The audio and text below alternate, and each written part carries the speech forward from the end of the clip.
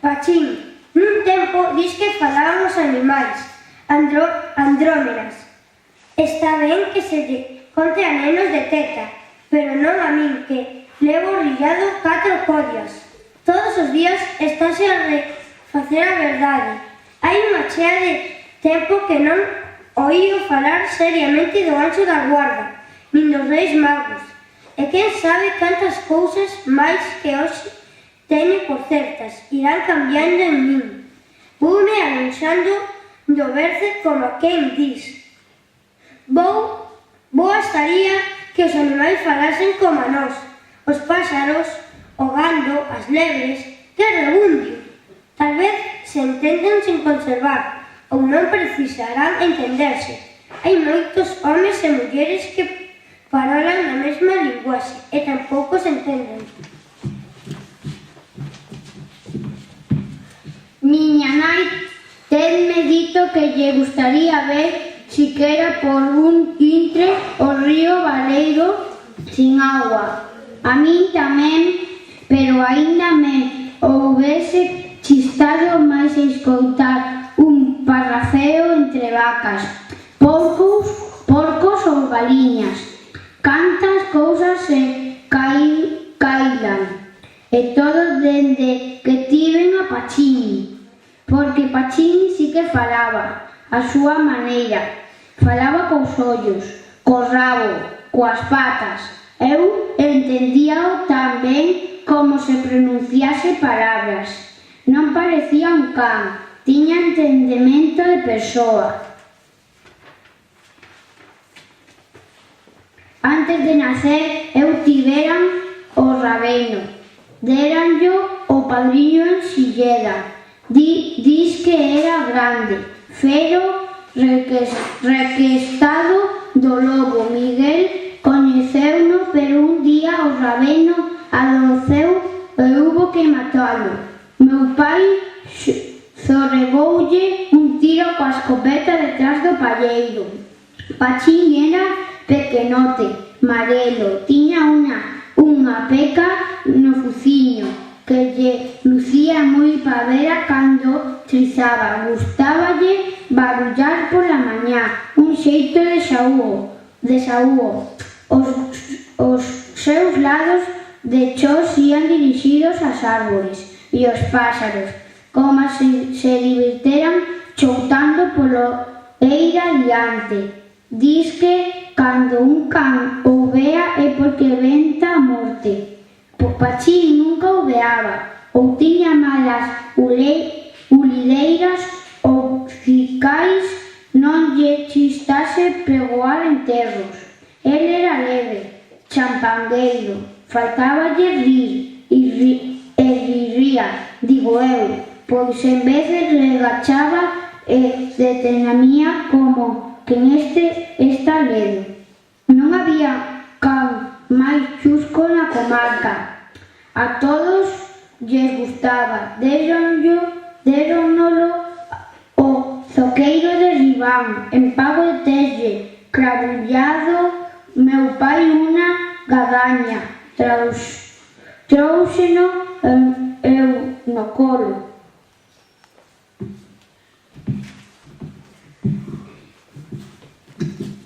Ha de ser fero. Non sei quen dixo, porque ten negro o ceo da boca. Pero non acertou Pachín, tal vez botárase de conta que está mal andarlle trabando as canelas a xente alporizándose se o encirrado máis non era de usar os dentes para atenazar a ninguén. Cando me deixaban só na casa, xogaban con el,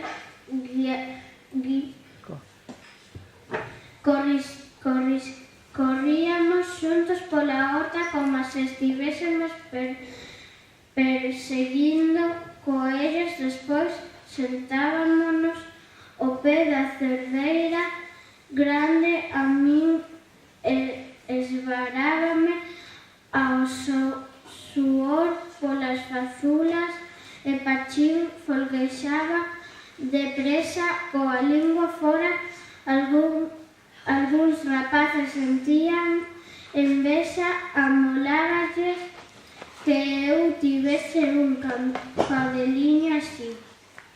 Pachín decatouse e resolveu non aturarlle brincadeiras a ninguén. Cando un salgarete lle guindaba pedras ou o encirraba, íaselle enriba coma un losquego rosmando cos dentes rallados. Non tolees, Pachín, dicíalle eu. Ti non mordes, pero a buralos. Meteslles grimos un día bastante de real. Pachín poñíaseme as patas diante no peito, mirábame cos seus ollos grandes e abaneaba o rabo, era como se vaduase. Ti déixame que ben sei o que fago. Miña tía Carmen vai á fonte coa xella todas as mañás e a máis da auga trai de cote algunha nova. Un día contou que atopara chorando a muller do ferrador porque a noite pasada entrara o raposo no galiñeiro e ramplara con 9 galiñas. Primeiro remexeu nas lousas do cumiño e vendo que a ripa era túpida, deu unha estrucia de abrir un tobo por debaixo da porta. Aquela mañá eu fora cogando a zanca vella e mentres procuraba niños acheguei nunha teixeira o depósito do raposo. As 9 galiñas estaban ali mortas. Darredor había sangue e plumas. Deixei o gando e fun a Valmontes, ao lugar do ferrador, para contarlles a topadela. Pachín corría a miña beira. Un veciño que é cazador dixo que compría facer as cousas con moita cautedade, pois o raposo se decataba de que lle déramos co almacén non habería maneira de vingarse dele.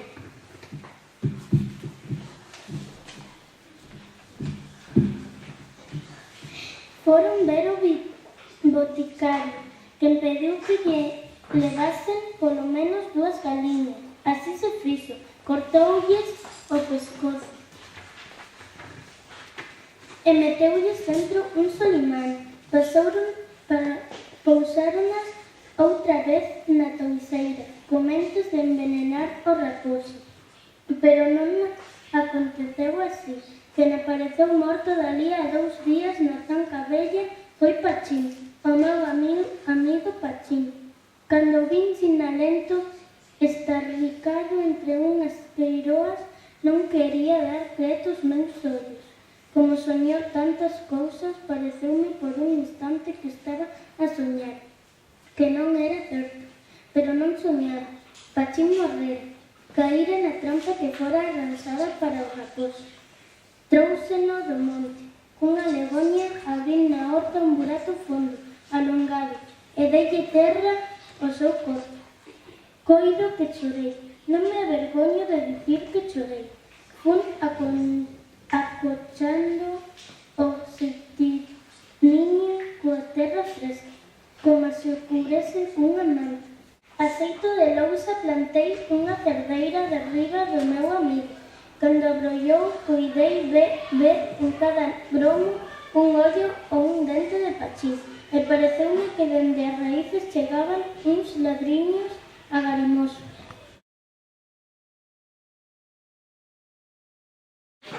Rebusque. Pasou a festa do Carme sen que eu puidese ir ao souto. Xa estou afeito a quedarme na casa, como nunha prisión. O que máis me doe é que a ninguén lle importa de min. O loito por meu tío Braulio semella unha rival que me atafega. Pola mañá fun a misa coa madriña. Quise negarme, pero ela colleu un baloco e arremateume con el. Non me puide enrispar. A madriña de cote me fala do inferno, onde dis que hai fornos que non se apagan en desamais, e rodas de corchelos que pasan tallando arreo nas almas da xente ruín que vai para ali. Alporízase cando lle replico, ríndome desas historias de meter medo. Ponse como unha de nosiña. Todos os domingos acontece o mesmo. Parece como se os pais e os padriños dun nacesen para levarnos a onde non queremos. Eu nunca teño ganas de ir a misa, nin de rezar o rosario pola noite. Pero arre dos vemos que debo facelo. Fomos, pois, a misa de cero. A cantada era ás 11.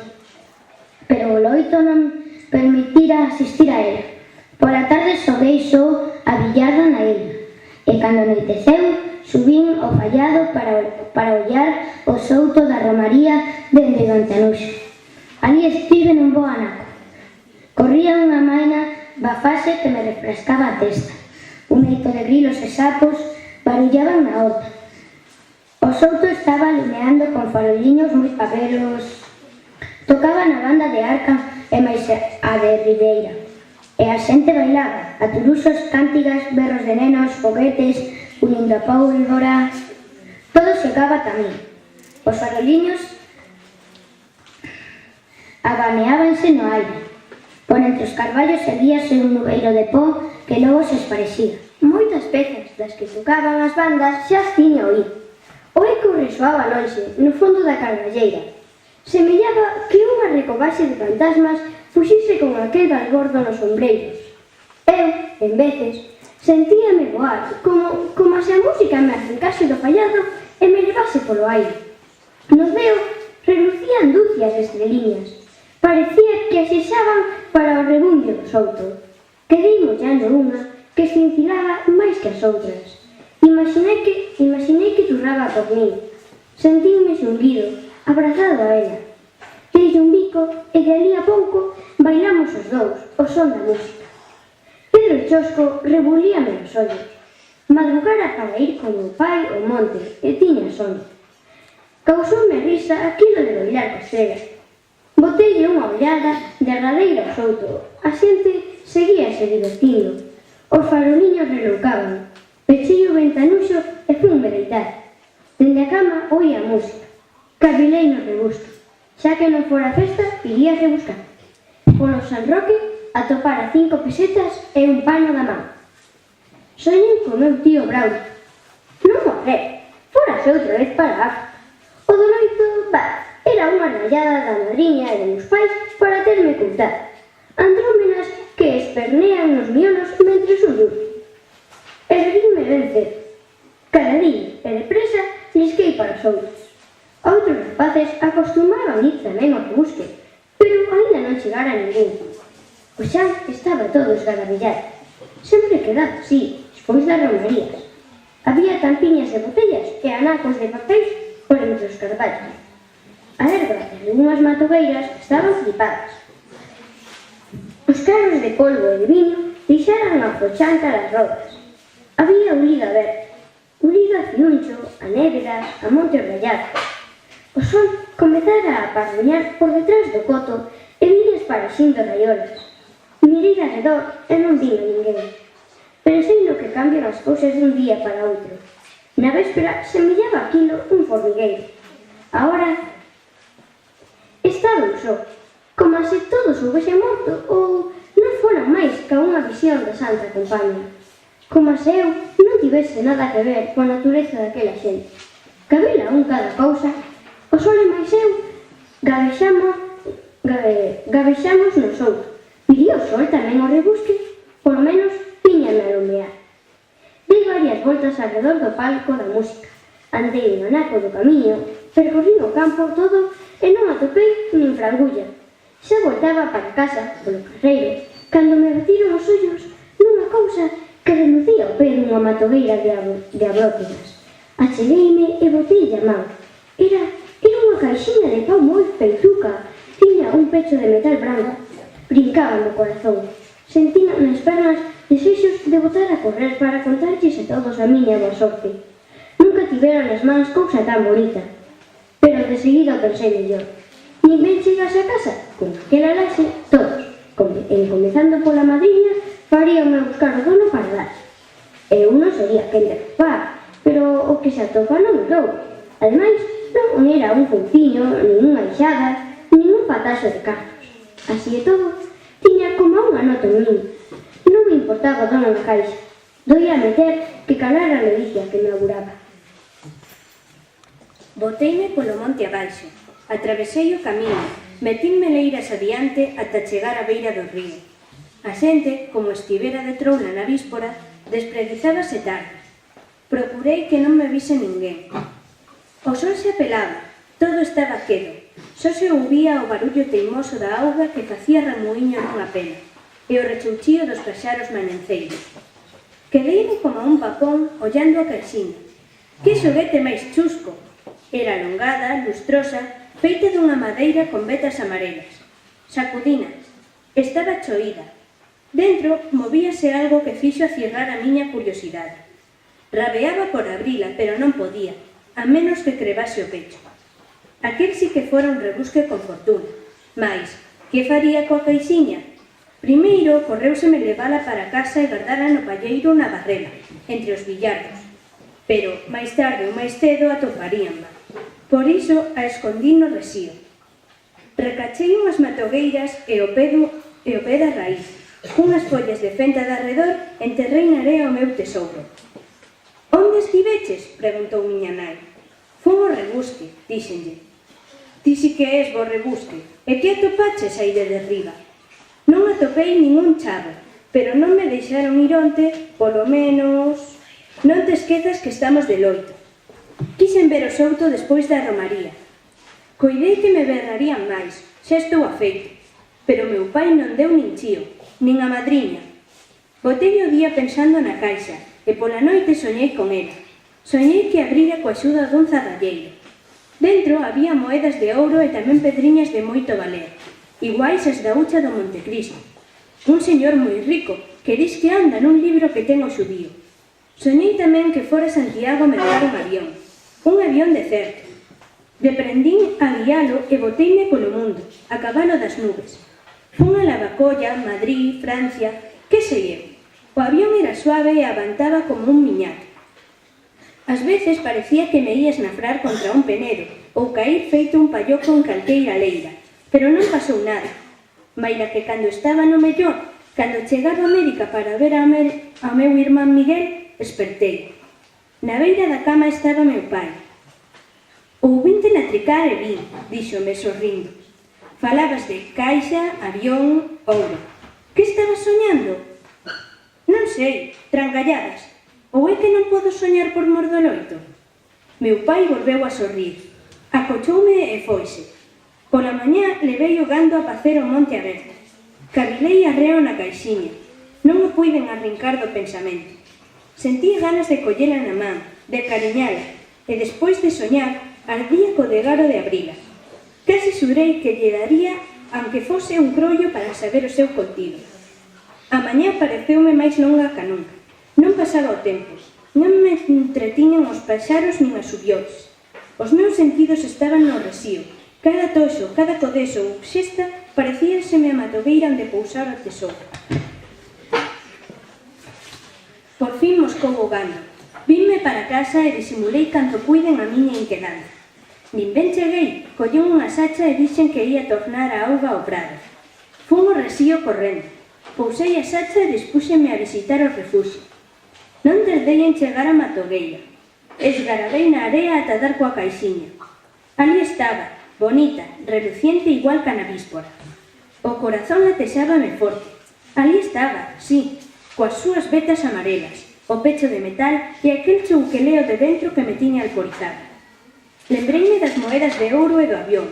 Que cousas soña un! Así e todo non me atrevín a crevar a pechadura, aunque me proía a gana de facer. Os ollos non se me cansaban de mirar, nin as mans de darlle alumiños. Cheguei a quererlle máis que a todos os da casa. Para min era como unha estrela, unha cousa que se lle quere moito e non hai maneira de dicirlles. Nunca tiven sorte, nin xogando a estornela, nin nas rifas da escola. E de súpeto, a caixiña. Máis sorte que a ninguén. A boa sorte toda xunta. Erguinme e botei unha ollada de arredor. Estaba só naquera anaco de resío. Todo o ambiente pareceume fermoso, como se estivese no ceo ou algo así. Ulido a fentas, rebulir da auga, ir e vir de bolboretas. Pero tiña que marchar. Era tarde e non quería que ninguén me vise ali. Deille un bico á caixiña e enterrina outra vez na area. Comentes de volver a xunta a ela pola tarde. Collín a sacha e enfiei cara ao prado. O sol queimábame a testa e a caluga. Tornei a auga e guieina polas virtas, arredando o estroballo e follatos. Meu pai non me deixaba facer os labores de viña, nin arar, pero fixérame a cuidar o prado. Mentres corría a auga senteime á sombra dun ameneiro. Baixábame a suor aos trouzos. O tempo acababa de poñerse de treboada. Uns nubeiros escuros acochaban o sol. Coa sacha ao lombo boteime polo camiño. Inda non chegara a casa, cando sentín cair pingueiras como a copos. Chovía a reverquer. Arrollaban os camiños. Polos astro abaixo descían croios e molín. Os lóstregos e os tronos sacudían o mundo. Choveu a tarde inteira e toda a noite. Pola mañá seguía chovendo. Dentro o meu cuarto vin o río fora do seu sitio, fora do resío, ruxindo, esmicando xa na cabeceira do agro. Pobre do meu tesouro, a enchenta barrera con el. Cando escampou e o río foi baixando, achegueimelle, tiña ganas de pedirse contas pola súa buanada. Arramploume a caixiña, levou a alegría, a ilusión de que era por fin un rapaz con sorte, porque atopara algo no rebusque do souto. Alá se foron as moedas de euro e o avión. Soñei día e noite para nada. A matogueira estaba descaída, coas follas murchas, reviradas, cubertas de lixos. Senteime o pé dela, levei as mans á cara e boteime a chorar.